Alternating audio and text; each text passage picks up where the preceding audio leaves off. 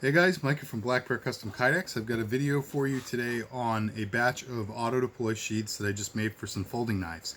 I've got 4 different knives. I think it's 6 different sheaths. Let me try to organize these for you real quick, and then we can get cracking. Okay, so first up we've got the infamous Spyderco Paramilitary 2. This is the most requested folder that I do sheaths for, or you know what I mean. It's the folder for which I do the most sheaths, something, whatever. It's a very, very popular knife. Everybody loves this thing, and I can see why after having bought one and carried it a little bit. It is just a really spectacular knife, excellent action on it, and very effective slicer.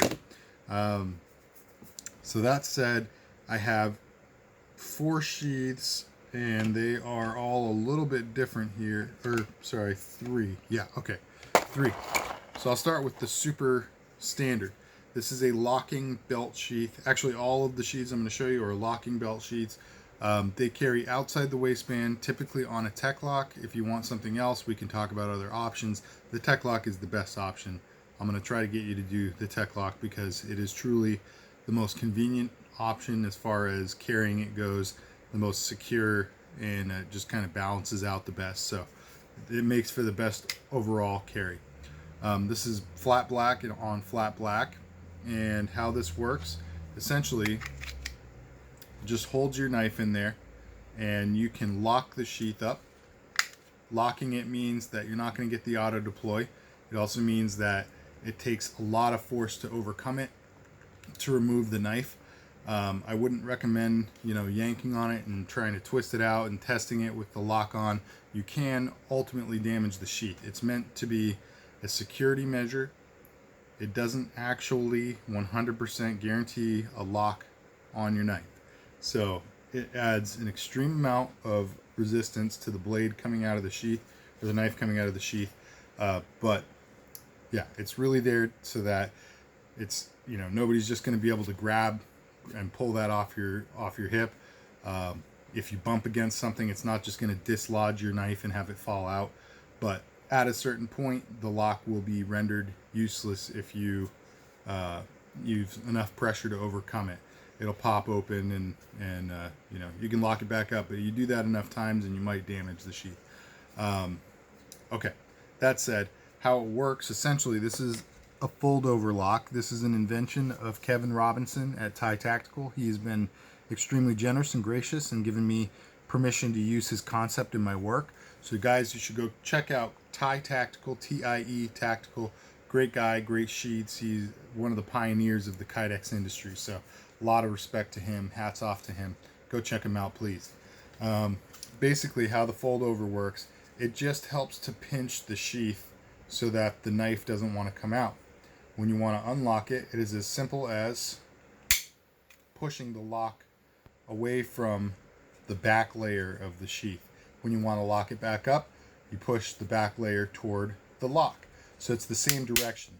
Both locking and unlocking, you're just going to push essentially toward the front of the sheath. So you just get that lock to click over and you're good.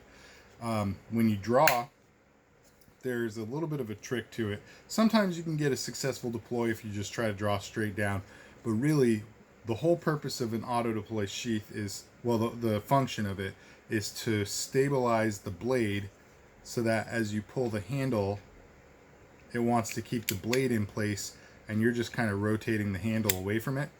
So the trick and the technique is that as you draw, you slightly flick your wrist, and it will help to carry that momentum all the way through to a full open position. There you go. I get this comment or question all the time on my videos for auto deploy knives, or sheaths rather. Why wouldn't I just buy a Wise Men's Fang or use the zip tie trick? Okay, let's answer that question. I'm not going to tell you that the Fang or zip tie are bad ideas at all. If you want to have an auto deploy feature from the pocket, similar to like the Emerson Wave, then yeah, by all means, those are cool options. They work really nicely. The zip tie is essentially free, not 100%, but you know what I mean. Almost everybody has a zip tie lying around their house, so it's really easy. You can find them anywhere in the world. So there you go. You get a lot of accessibility, and it's whatever. My argument for the sheath over those options. Number one, that you might not have a knife with an opening hole. So maybe you've got a Benchmade Griptilian with the thumb studs, or maybe a 940. Maybe you've got a Kershaw, whatever. It doesn't. The zip tie and the Fang are meant to work with opening holes. Not every knife has one, so that's right there. If you have a Spyderco, okay, we can have that discussion. But not everybody has a Spyderco, so you're now talking about a different mechanism that's going to deploy the blade.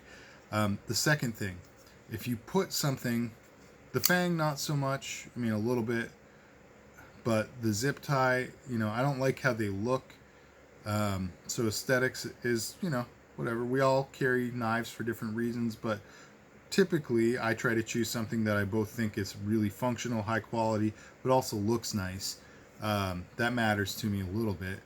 And I don't really like the look of the zip tie or whatever else on there.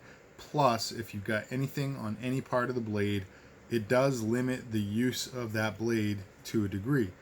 Back here, probably best case scenario for having anything sticking off your blade. Obviously, thumb studs are going to be back there anyway, but they're a lot more low profile. They're smooth polished metal. So yeah, there's an argument that could be made against carrying the zip tie or the Fang as far as the utility of your knife goes. To me, that's not so much an issue, but I don't really use my knife in a way that would ever be a problem. So, I'm just kind of trying to give you the pros and cons. I'm not saying don't use those things. Again, I think they are fine products, or zip tie is a nice little life hack.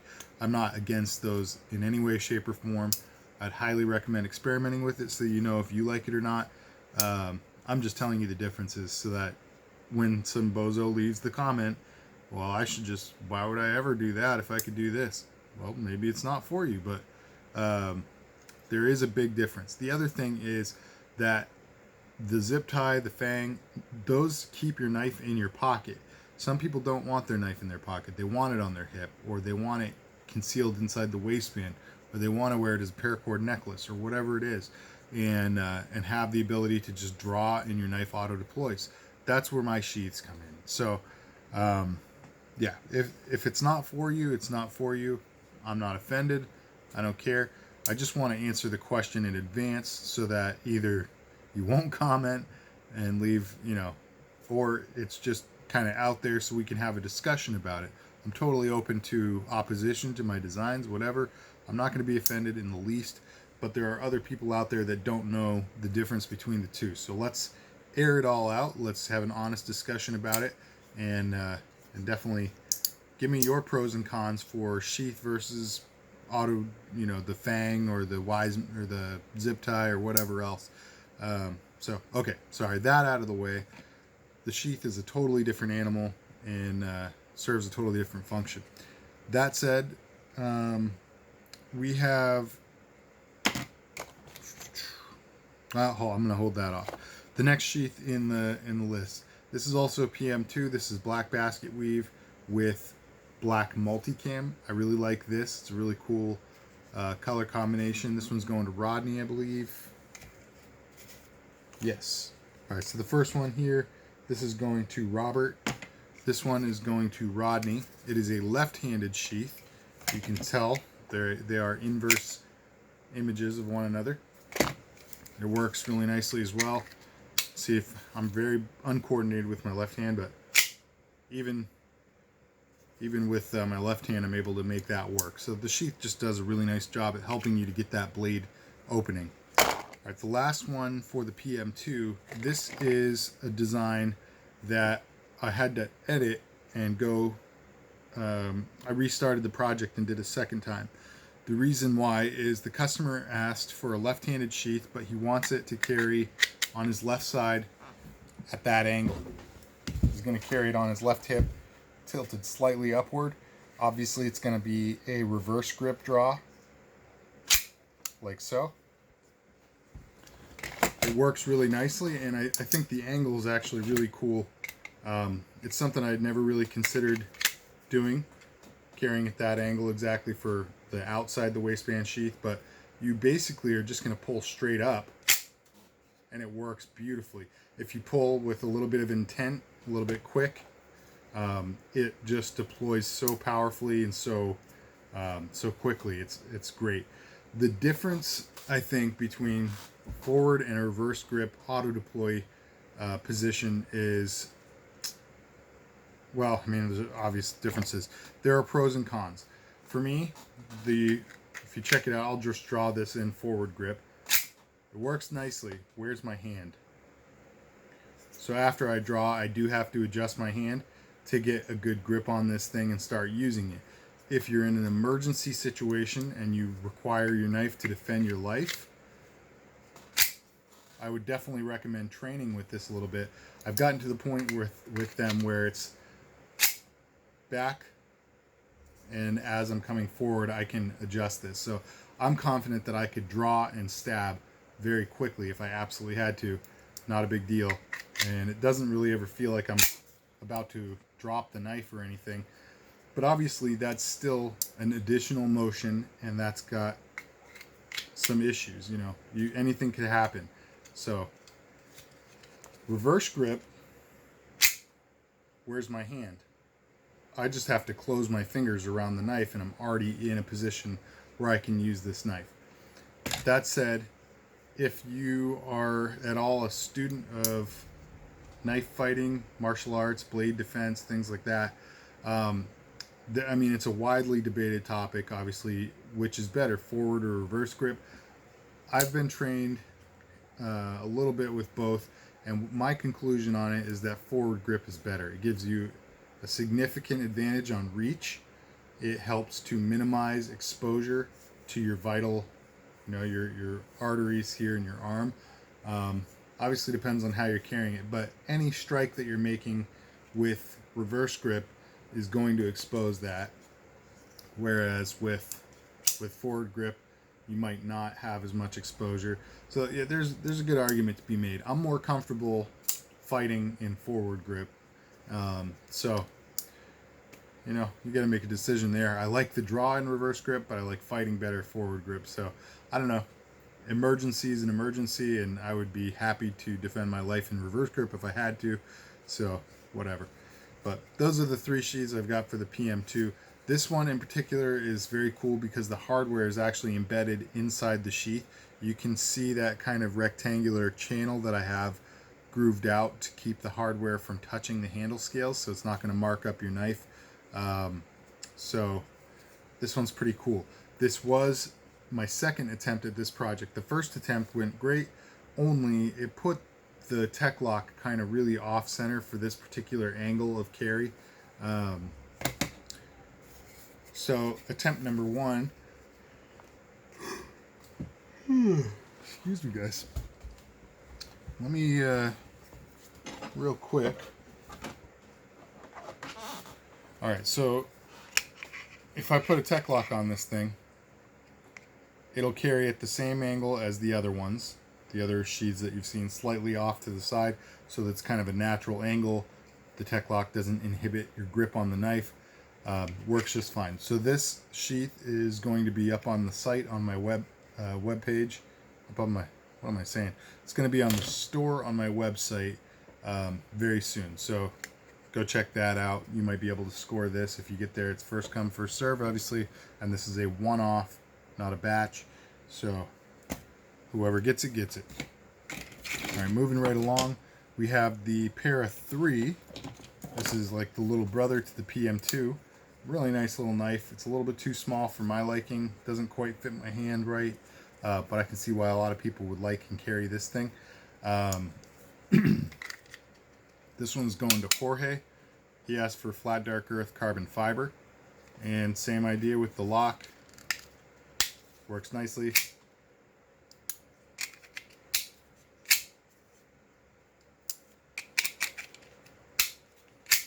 Try to deploy it a few times for you so you can see it does consistently work.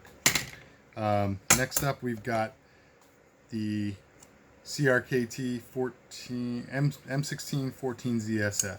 There are several knives in this series. I have a few of them, and I think they are representative of all the variations as well. So some of them have serrations, some of them are drop point, some of them are all plain edge, whatever. I think I can make sheaths for all of them using the few that I have. This one fits all the M16 series. And this one is going to Kevin. He asked for Coyote brown basket weave with chocolate brown accent lock piece. It is left-handed, and I am miserably uncoordinated with my left hand, so I'm just going to show it to you with right-handed draw. Works very easily. I don't know why I can't do this one with my left. I'm gonna give it the old college try one more time. I really just don't understand. It feels like I'm doing the same thing, but oh, there we go. Awesome. So that's this guy. One of the differences with this particular knife, because of this is similar to like the Wave and the Fang and all that. You could carry this in your pocket, and that would snag your fabric and deploy the blade on the way out. But because of that notch there, you are not going to be able to just put this straight up into the sheath. Or I'll try to do it so you can actually see the face of the sheath as I'm doing it. You just want to kind of hook it in from below. It works better if you do it like so. You'll feel it snap into place. When in doubt, you can give it a little jiggle. If you can feel the blade or the handle move much, it moves a little bit when it's unlocked. If you feel it moving a bunch, then you still need to work it into its locked position, or its fully seated position rather. But there you go, 14 ZSF.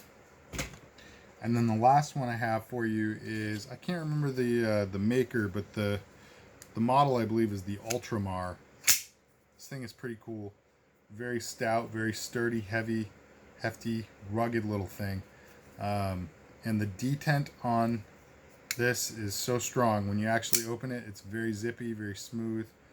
It's just very crisp open. I really like this thing. I was a little worried the detent would kind of work against me when you go for the draw on this, but it actually makes this such an easy knife to deploy as you're doing that draw. So this one is going to Kevin, I believe. No, sorry, John. This one's going to John. John asked if I could use a green that would ideally match these handle scales. I know the lighting isn't great in here. Maybe, I don't know if that gives you a better... Oh, that's awful. Well, whatever. You get the point. It's like kind of a pale OD green kind of thing. So I used Ranger green as well as OD green. I thought that combo looked really nice together. And yeah. So that's what we got on this one. He'd also asked if I could make a matching sheath for a K-Bar TDI. So I did that in Ranger green, but I also added an OD green liner. This is a seamless liner all the way around. The 3 layers have been basically melted together and buffed all along the edge. So it looks pretty cool. You can see the liner come out there as well as on bottom. You get excellent ballistic one-handed draw. No rattle, no play. This thing works really great. Nice click going in as well. So I'll throw a tech lock on this and get it all in the mail. So, alright guys, that is all I've got for you. I'm sorry the video was so long. Appreciate you sticking around. I would appreciate your comments down below. Let's get a discussion going. If you want to talk about the Wiseman's Fang or whatever, obviously understand that it only applies to knives that have an opening hole, zip tie, all that good stuff. If you're talking about a knife with a thumb stud, a flipper, a thumb disc, it's going to be a whole different story. So are there any mechanisms you guys know of that work for those, other than obviously the Emerson Wave? But if you wanted, say a knife that doesn't come with a Wave feature and it doesn't have an opening hole, How would you have that auto deploy? Is the auto deploy important enough to do anything to it? Sheath, no sheath?